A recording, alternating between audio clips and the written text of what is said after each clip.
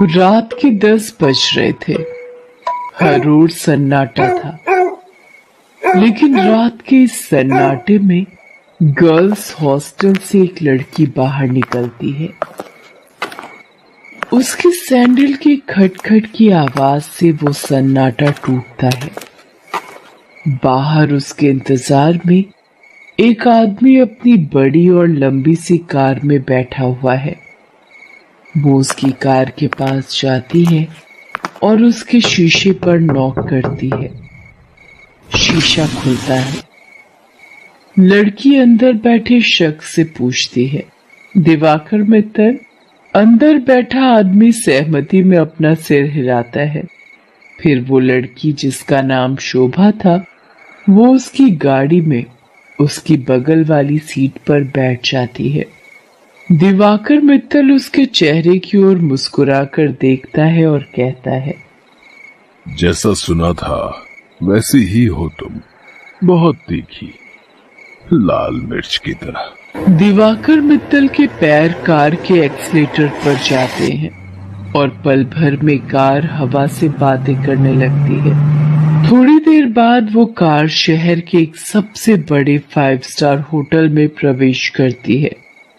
Diwakar Mittal parking में अपनी car लगाता है और होटल के रिसेप्शन पर जाता है और अपनी प्री बुकिंग के बारे में बताता है।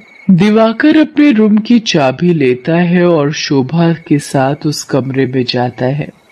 दिवाकर दरवाजा बंद करता है और शोभा से पूछता है, कुछ लोगी तुम, पीने या खाने में?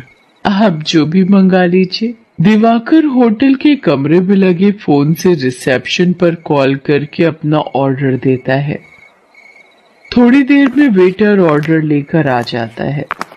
वे दोनों खाने के साथ साथ थोड़ा थोड़ा पीते भी हैं और फिर दिवाकर और शोभा एक दूसरे में खो जाते हैं। सुबह जब शोभा की नींद खुलती है तो दिवाकर वहां नहीं होता है।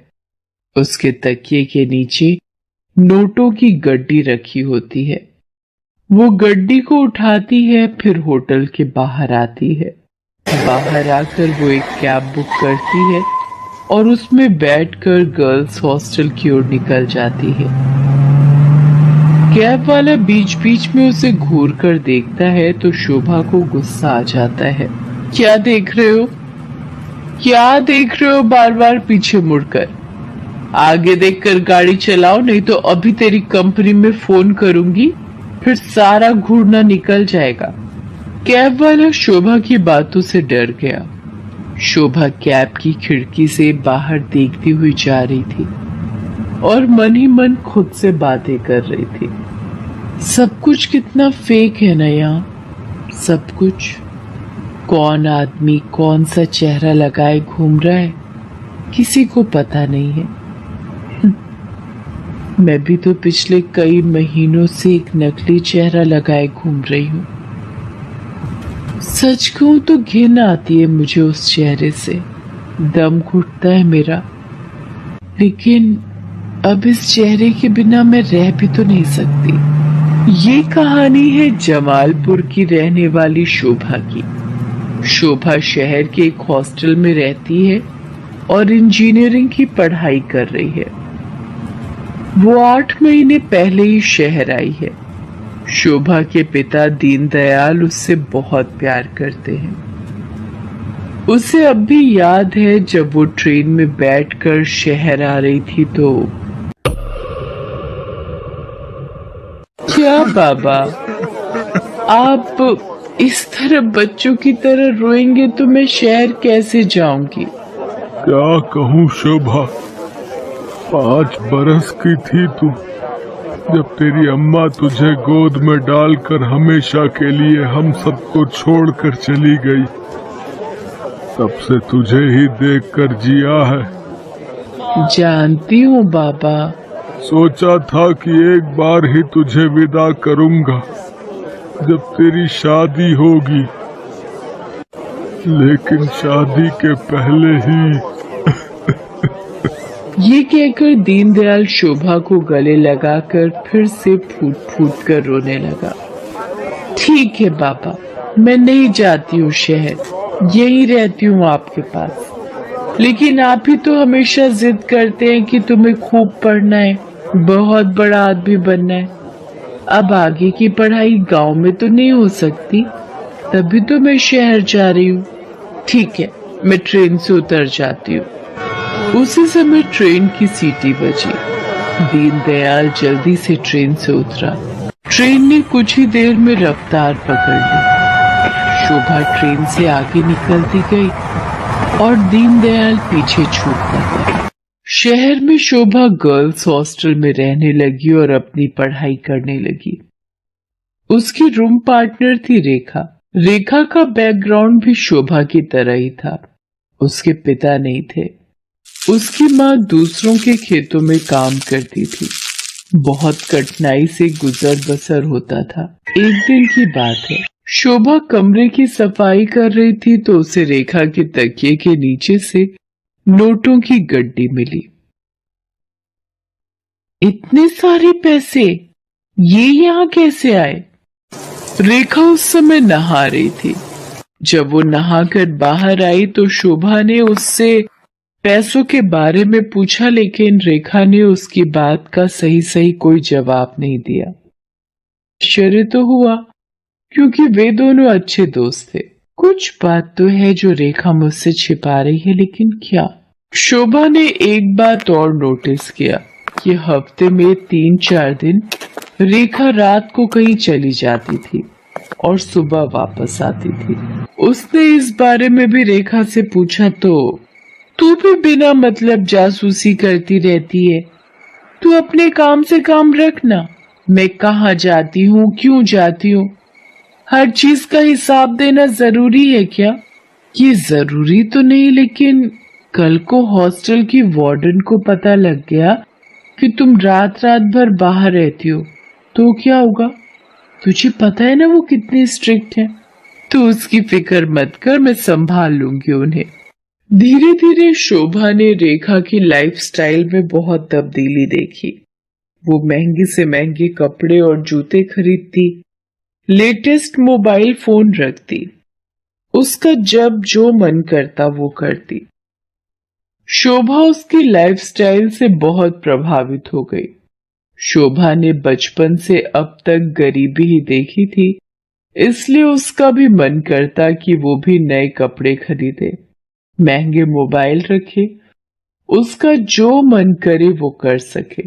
रेखा देख, मैं तुझसे ये नहीं पूछने वाली कि तू ऐसी रईसों वाली लाइफस्टाइल कैसे जीती है, लेकिन मैं भी तेरी तरह जीना चाहती हूँ।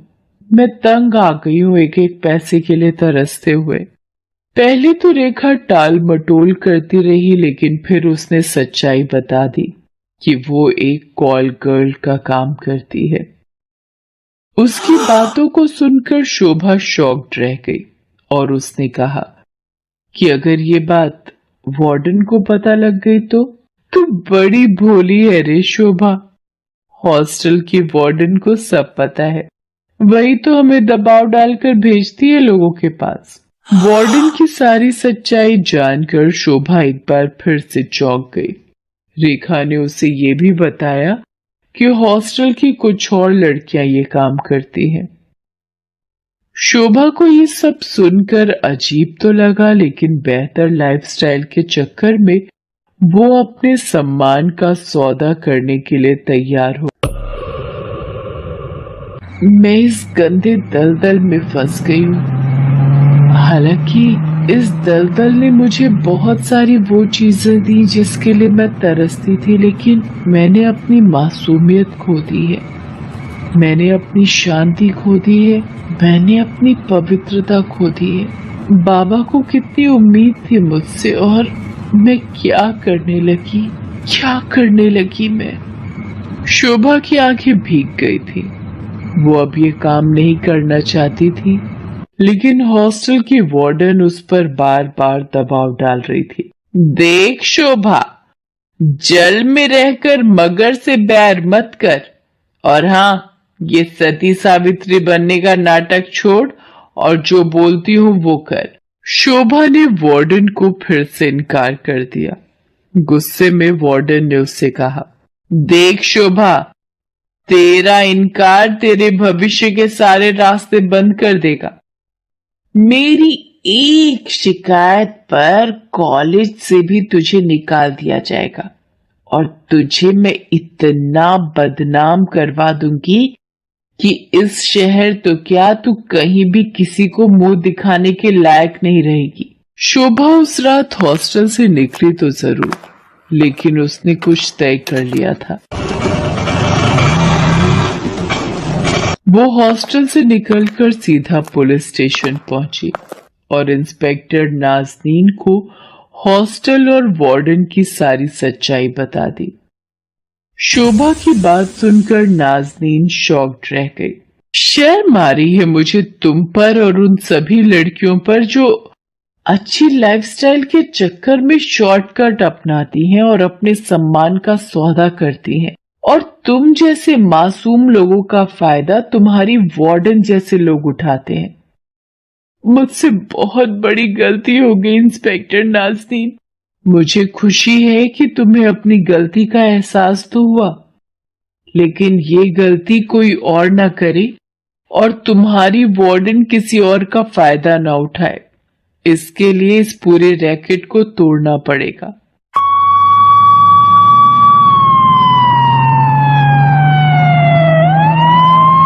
इंस्पेक्टर नाज़नीन ने वार्डन को गिरफ्तार कर लिया और उसे जेल भेज दिया। जिस वार्डन पर लड़कियों की सुरक्षा की जिम्मेदारी थी, वो उनका सौदा करने लगी थी। इस बात को सुनकर पूरा शहर सन रह गया। आज शोभा इंजीनियरिंग के लास्ट ईयर में है और वो बहुत ही मेहनत से अपनी पढ़ाई कर रही है। आखिर उसे अपने बाबा का सपना जो पूरा